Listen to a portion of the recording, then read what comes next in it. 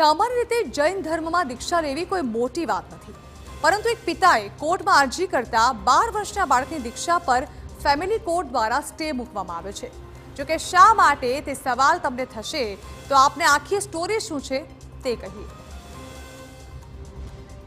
ઇન્દોરમાં રહેતા એક શખ્સ 2 દિવસ પહેલા અચાનક સુરત દોડી આવ્યા। તેમને જાણ થઈ કે તેમનો એકનો એક પુત્ર દીક્ષા લઈ રહ્યો છે।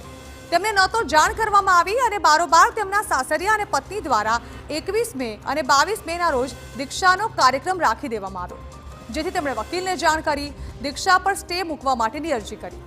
અરજીમાં તેમણે લખ્યું કે મારો દીકરો માત્ર 12 વર્ષનો છે, તે કોઈ યોગ્ય નિર્ણય લઈ શકે તેવી ઉંમરમાં નથી। જૈન સાધુ સંત જો તેને લઈ જશે તો હું આગળ તેને મળી શકીશ નહીં। હું હાથ જોડીને પત્ની અને તેના પરિવારને કહેવા માંગુ છું કે મારા મનમાં તેમના પ્રતિ કોઈ દ્વેષ ભાવના નથી। હું આજે પણ તેમને રાખવા માટે તૈયાર છું અને છૂટાછેડા લેવા નથી માંગતો। મહત્વનું છે કે બાળકના માતા પિતા છેલ્લા ઘણા વર્ષોથી અલગ રહેતા હતા અને બાળક માતા સાથે રહેતો હતો। માતા અને તેના પિયર પક્ષના લોકો દ્વારા બાળકના દીક્ષા મહોત્સવનું આયોજન કરવામાં આવ્યું હતું। અમે જ્યારે આ વસ્તુની જાણ થઈ, અમે તાત્કાલિક નરેશભાઈથી મળ્યા અને ફેમિલી કોર્ટમાં જે અમારી મેટરો પેન્ડિંગ ચાલે છે અને એ મેટરમાં અમે અર્જન્ટ આ અરજી એપ્લાય કરી કે આ દીક્ષાને રોકવામાં આવે, કેમ કે મારું બાળક 18 વર્ષથી નાનું છે અને વગર ફાધરના કન્સર્ને મારા સસુરાલવાળાઓએ આ પ્રોગ્રામ ગોઠવ્યો છે એમની મરજીના હિસાબેથી। તો કોર્ટમાં અરજી થયા બાદ ફેમિલી કોર્ટ તરફથી માતાને નોટિસ આપી કોર્ટમાં બોલાવવામાં આવ્યા। માતા પિતા બંને તરફથી વકીલો હાજર રહ્યા હતા। માતા તરફથી સ્વાતિ મહેતા અને પિતા તરફથી નરેશ ગોહિલ વકીલ તરીકે હાજર રહ્યા। બંને પક્ષોએ કોર્ટમાં દલીલો કરી હતી। એટલું જ નહીં, 12 વર્ષનો બાળક પણ કોર્ટમાં નિવેદન આપવા માટે આવ્યો હતો। નિવેદન આપતા તે રડી પડ્યો હતો।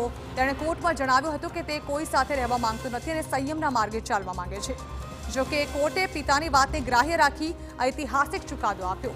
લાંબી દલીલના અંતે નામદાર કોર્ટ દ્વારા બાળકની દીક્ષા પર સ્ટે મૂક્યો છે। તો પુત્ર પર ખાલી એકલું માતાનો અધિકાર નથી, માતા અને પિતાનો સરખે હિસ્સે અધિકાર છે।